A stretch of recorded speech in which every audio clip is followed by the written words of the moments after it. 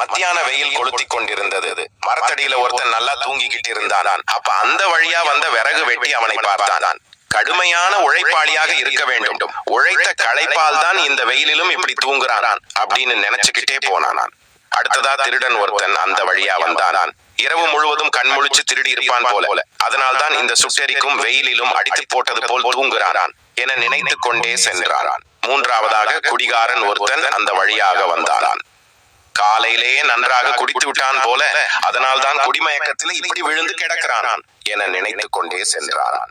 சிறிது நேரத்தில் துறவி ஒருவர் வந்தார்.